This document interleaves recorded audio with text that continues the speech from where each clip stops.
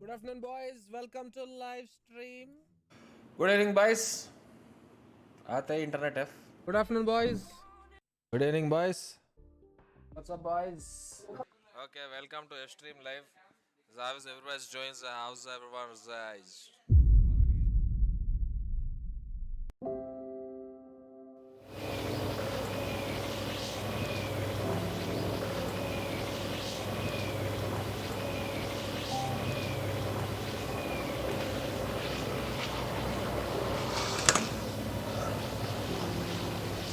Hi, this is Manoj Kasyap, aka Sentinel, aka Anna. Born in Hyderabad, 87. Went to Little Flower High School. Schooling was okay. I would not say studious. I would not say below average also. I was good enough, but I was always interested in co-curricular activities. Sri Chaitanya was my intermediate. Did my 12th there, SR Nagar. 2 crazy years over there. MPC, because I always wanted to become an aeronautical engineer for I don't know why, but that was the thing. So gaming for me started when I was in my 3rd grade. This is when Hyderabad had those exhibitions. So people used to take this exhibition, travel to places. Over there was a guy selling console. I don't know the name, but this is where I've seen at one of my friend's place at a birthday party. So I played over there, kind of liked it, and then when I went to that exhibition, told my dad I need that console. So that console comes with one cassette, which is 99 in 1, which has Super Mario, which has Contra, which has those duck hunting games and all that. So Contra was my first FPS game. So that's how the entire thing started. Then eventually continued playing games wherever I got a chance. 10th I got Xbox. After I graduated from 10th, Dad got me an Xbox. It came with 2 games. One was Burnout and the other one was Counter-Strike 1.6. So started playing Counter-Strike on console to begin with. So my birthday, friends come over and they see me playing Counter-Strike. We were playing, to compete for frags basically. So one of my friends says, "Why are you playing this on console? Why don't you play it on PC?" I said, "I don't have a PC. I don't know if this game works." So he takes me out to a gaming cafe. When I first played CS 1.6 in a PC, right away I knew I have something in it. I fell in love with the game.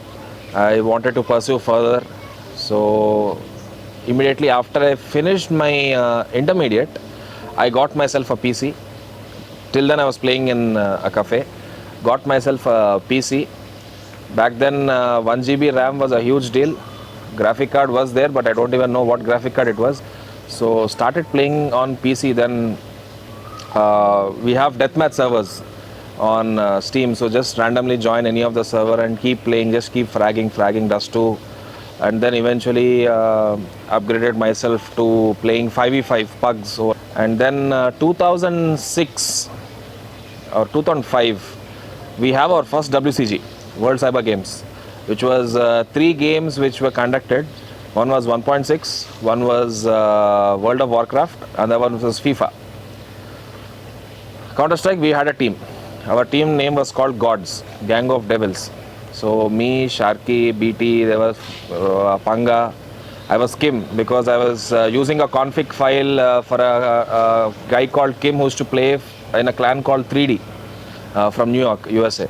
Then that is where I first met my current friends, Ribby, Spastar, Italian Stallion, Bagga, and all these people who were playing at a different cafe but on a very serious note. So we lost to them obviously. They were called Toxic Muffles back then.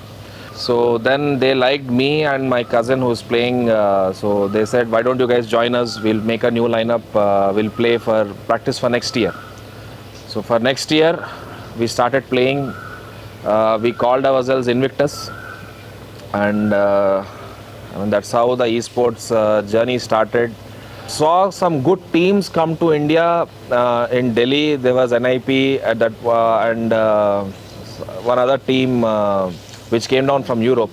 So I realized, if you have to do something big, then that is something that we should look at. And that was my first taste of, like, say, international scene in esports. And that's where the dream began. So when I started playing WCG back then itself, my parents obviously had no clue. I would say my dad is like a first generation entrepreneur. We came from a very humble background. We used to live in a 1 BHK shared bungalow with another family back then. But dad had good education, he had good mind for business. So we didn't actually understand, they didn't actually understand what esports was or what gaming as such is. And it was a tough task for me to convince, but since I'm the only child, you have some perks of being that only child. So they said, okay, you want to do it, try it out. So 2.5 years I've tried 1.6. I understood I was not good at it. It's that plain and simple. We're not good at it.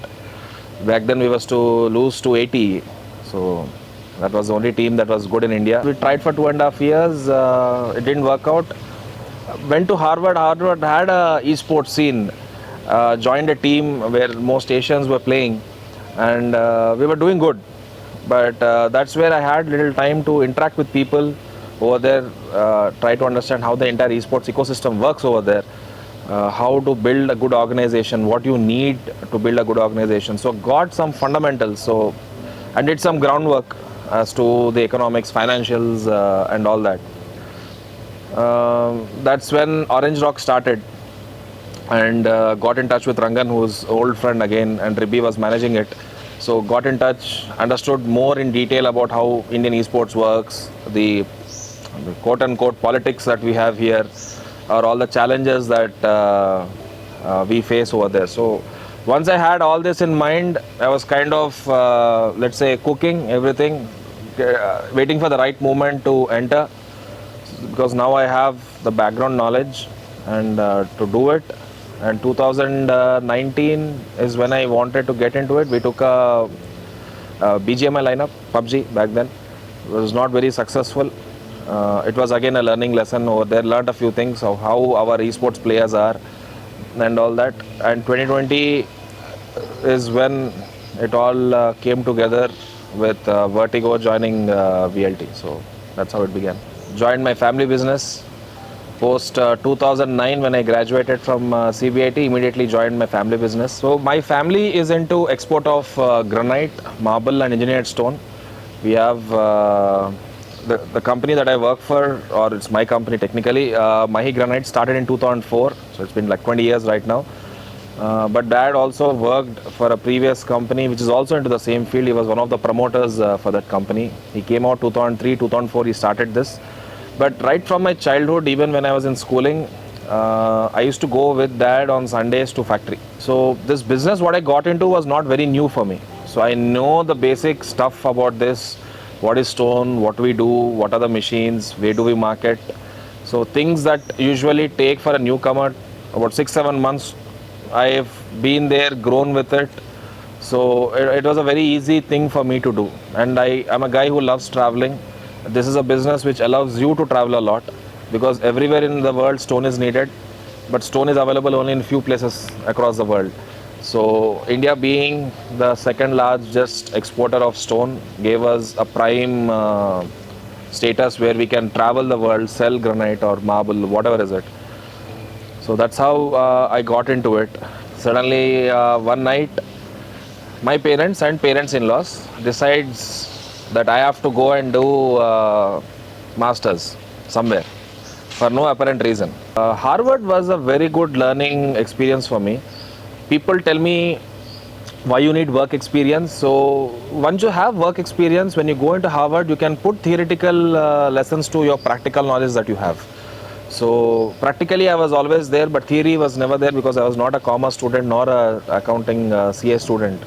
So over there is when I kind of had the first introduction to commerce, accounts, and general theoretical values of marketing, strategy, brand positioning, and all that stuff. So that's how I would say Harvard helped me. So Niharika is a funny story. So Sangeet was in trend back then. 2011 is when I'm talking. 2008-9 when your friends are getting married. Um so over there we had Sangeet, uh, and she was my dance partner. And apparently back then my parents were also looking for matches for me, so her photo was with my mom, but she was talking to some other girl for me, so they didn't want to talk to two people at once. But we were in talks with each other for a month. Facebook was a great medium, I would say, back then, not unlike now.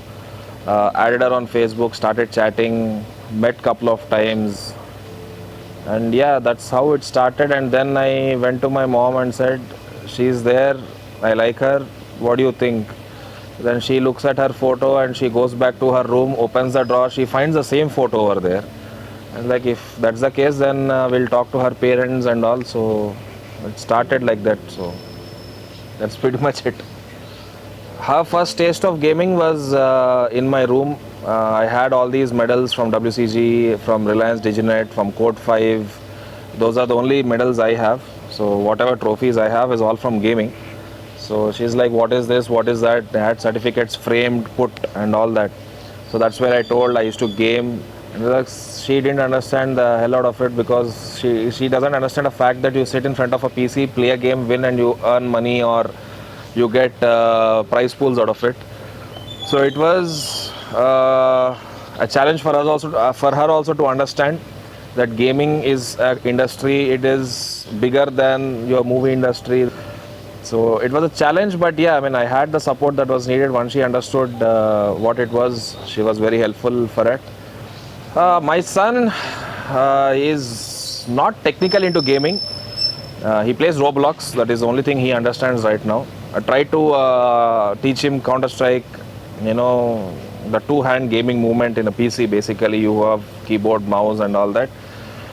Is not very interested as of now. I didn't force him into anything. He knows that I game. He sees me gaming. He knows we have a YouTube channel. We have a gaming company, because his friends are fans of VLT as well. So not just the esports team, but the content creators we have.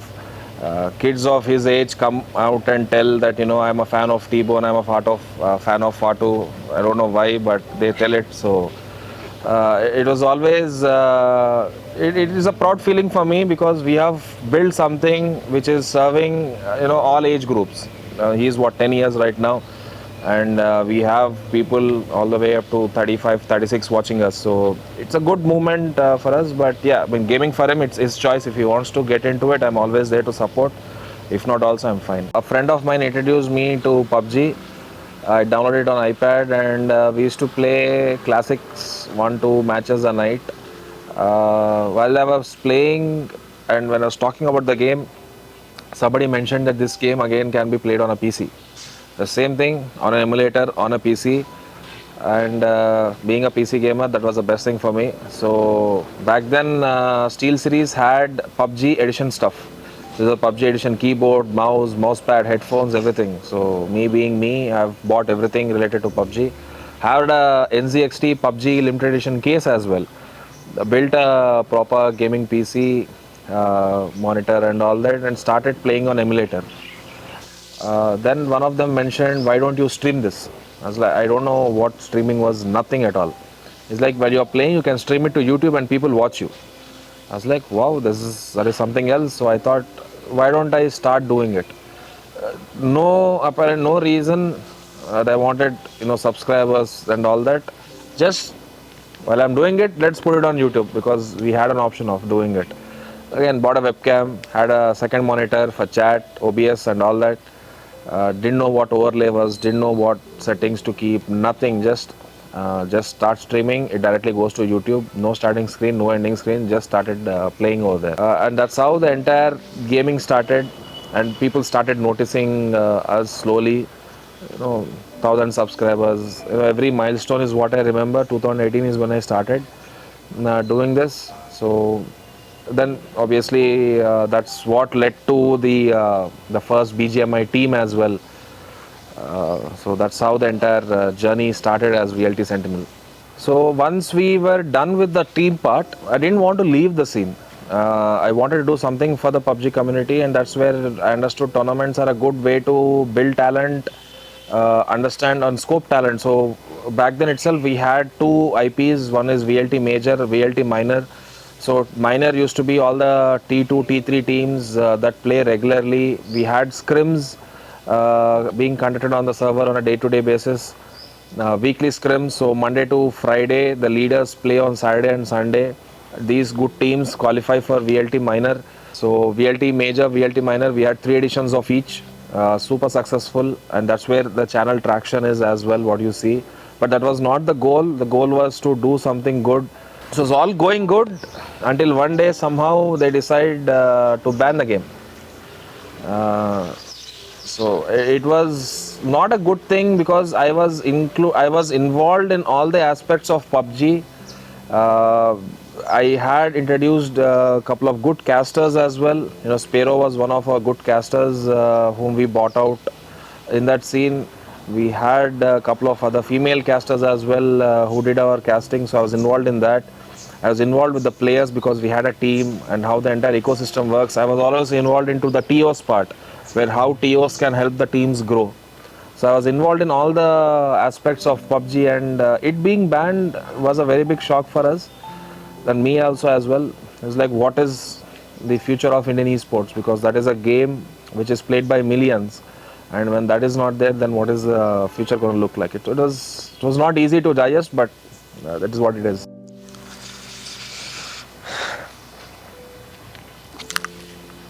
Okay, so pandemic happened, and I think that was the turning point for me in my life, because उससे पहले मैं normal job कर रहा था एक normal person की तरह, game enthusiast, CS lover, and तभी मैंने streaming चालू की थी. I started streaming CS:GO because my friend said that okay, you're good at it, why don't you stream? So I used to do mini tournaments where I used to organize, cast, produce everything. And Anna used to be one of my viewers. मेरा एक fix timing था, सवेरे 8 बजे से लेके 12 बजे तक या 1 बजे तक स्ट्रीम करने का, अर्ली मॉर्निंग CS स्ट्रीम करने का, जो कोई नहीं करता था. It was like literally the first thing. So he Anna used to be one of my viewers. मतलब वो देखते थे, आते थे, सुपर चैट करते थे, क्रेजी अमाउंट का सपोर्ट करते थे, क्योंकि इनिशियली जब मैं स्ट्रीम कर रहा था I had no needs, but then धीरे धीरे मेरे को और बेटर होने के लिए I had needs, and of course उस टाइम पे ऑडियंस का हेल्प लेना ही था. And Anna would just come one day and complete all my goals. मेरे को रैम अपग्रेड करना, कुछ भी करना, he would just do that. And then मेरे को इवेंट्स के बारे में डिस्कस कर रहा था, तब Anna was like okay I will support. He was like मैं देता हूँ तुम्हें 20,000 रुपीज़ प्राइस पूल के लिए, you do the everything and do it for me, why not. तो CS:GO के इवेंट्स, ये वो बहुत कुछ हम लोगों ने प्लान किया, and that is way before VLT also happened. This is like 2020 के समर्स के टाइम का बात है. And then one of the days, that is how my relation with Anna already got established, because I was working for the community. मैं T1 teams को invite करता था, and एक क्वालिफायर से टीम्स को अपॉर्चुनिटी देता था खेलने के लिए, एंड उस गुड कॉज में अन्ना भी पार्ट थे.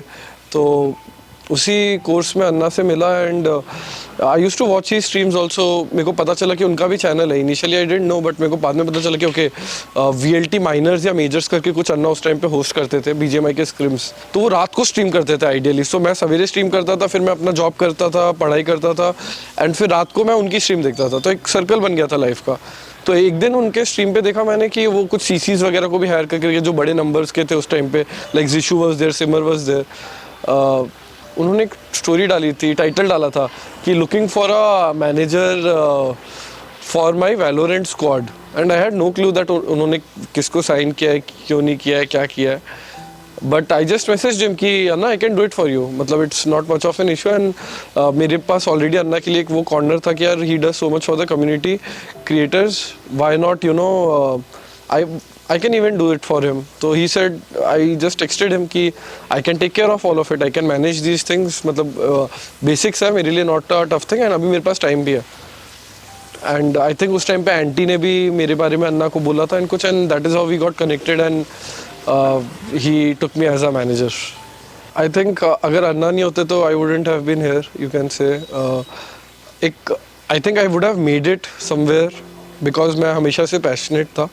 मैं इससे पहले भी एक लेवल 0 esports बोल के ऑर्गेनाइजेशन था, उसके लिए I was kind of a coach analyst उनके CSGO रोस्टर के लिए. तो I would have been somewhere related to the scene but not as relevant to how I am right now. So even during these PUBG days, being a PC gamer, I always wanted to have a PC team. So we signed Simar as brand ambassador. Now, I don't know if many people know it, but Simar was VLT's. He was not a content creator. He was a brand ambassador. The idea for him is to reach out to brands and let people know that VLT exists and this is what VLT wants to do for the community. So I happened to speak to him one day evening and he was like, what do you want to do in the future, and what is that you want? Okay, you want a PUBG lineup, you want this, you want that, what is the thing like? It's like, I want a Counter-Strike lineup, I want to have a CSGO team. Then Simar was like, no Anna, all the CES players currently, most of them are playing Valorant. The game was in beta stage. I didn't touch the game, I don't know what that game was. When he spoke to me, he says, he told me that that game is good. It is from Riot. Obviously, I know about Riot because of League of Legends. And he told this is Anuj's team. And I used to follow Anuj from ATT days, so I know who Anuj was. So, but I never met him. He knows me. I don't know, but we never spoke. So he says, I'll introduce to Anuj. This team is the best. TEC back then was hosting tournaments on Singapore server or EU server, where these people used to play on 120 ping and they finished second, third in one of those tournaments that they held. So it's like, that is a good investment, let us start with that and all. And this was me after having a very bad experience with a PUBG Esports team. But the only thing was, I knew how Anuj was. I've been following him in CSGO days, so I know what kind of a person he is.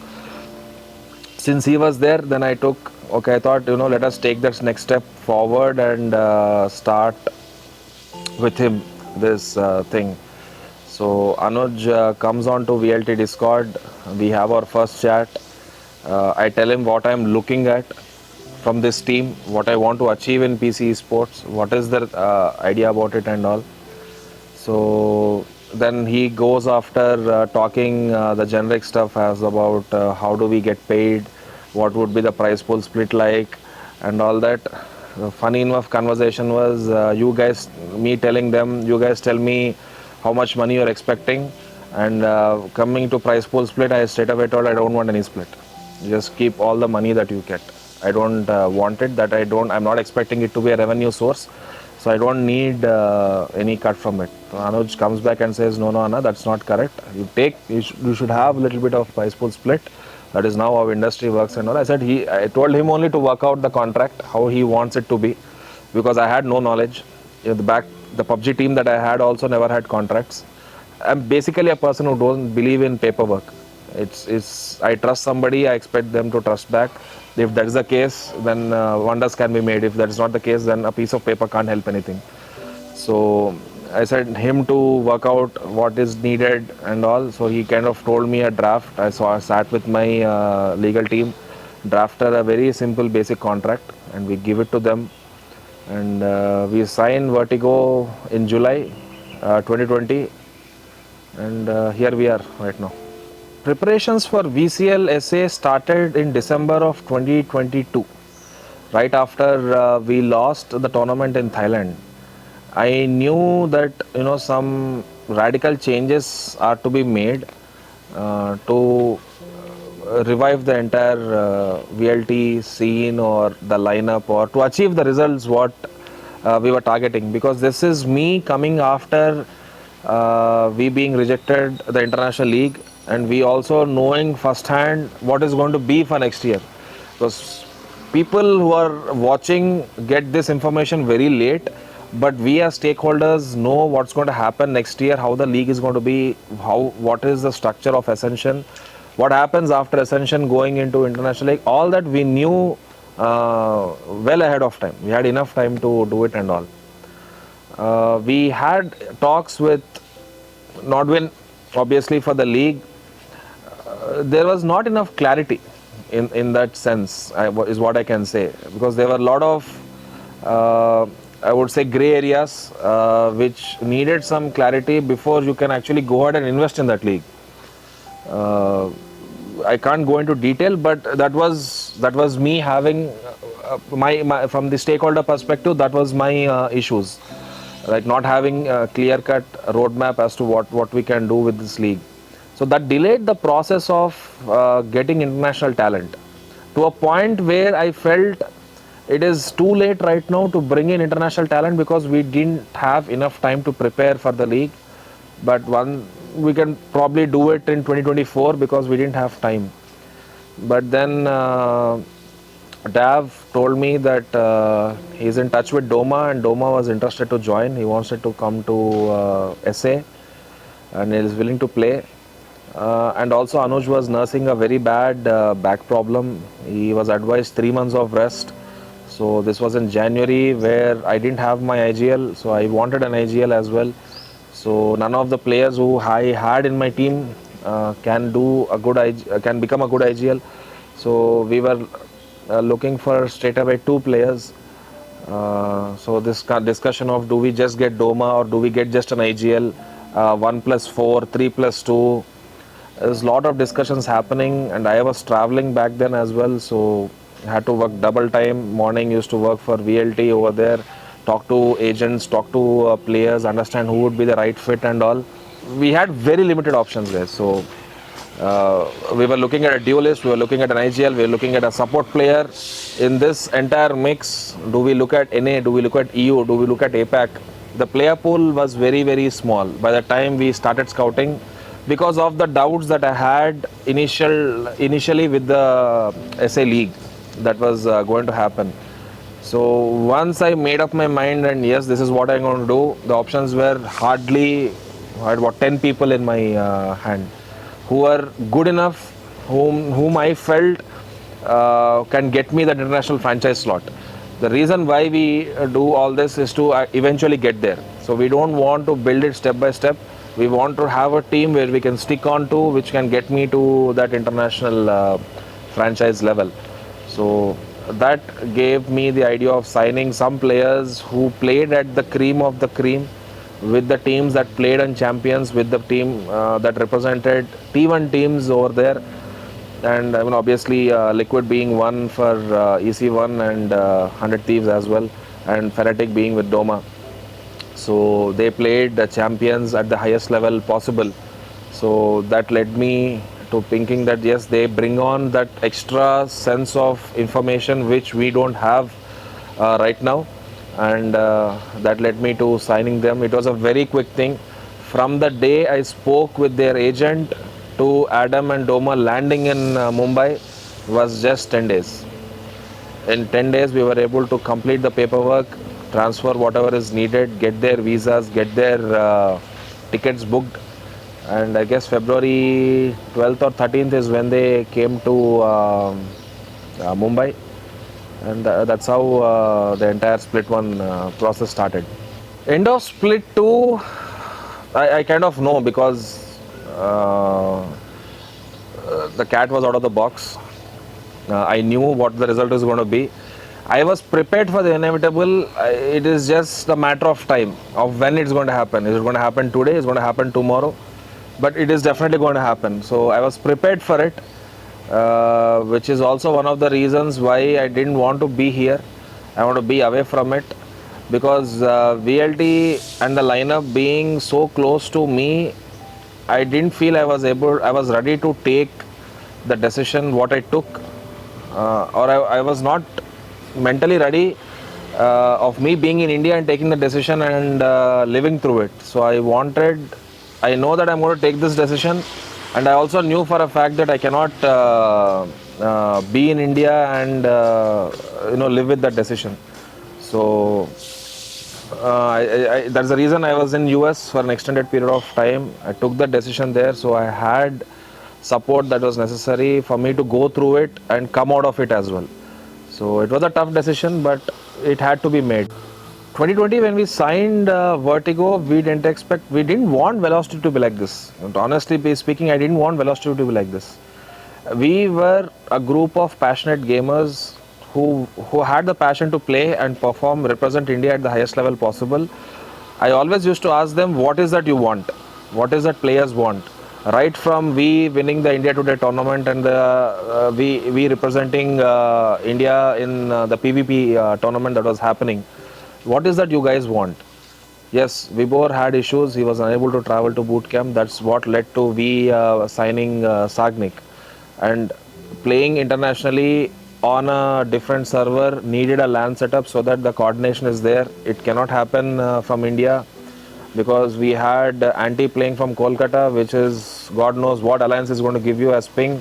And we had people playing from Mumbai. We had playing, Vibor from there. So we didn't feel comfortable of all these players, ISP issues, electricity issues playing this tournament. So Anush told me, Anna, we need a boot camp. 27 days is what it took us to build a boot camp. Apartment was there. The structure, if you remember, if you go back to old videos, the structure which we sat in and played was built in 27 days. From the day October 1st, I think October 27th, if I'm not wrong, is 23rd, 24th is when we inaugurated, had T-Bone come in for that event. So even then, the fresh paint smell, you can smell it over there.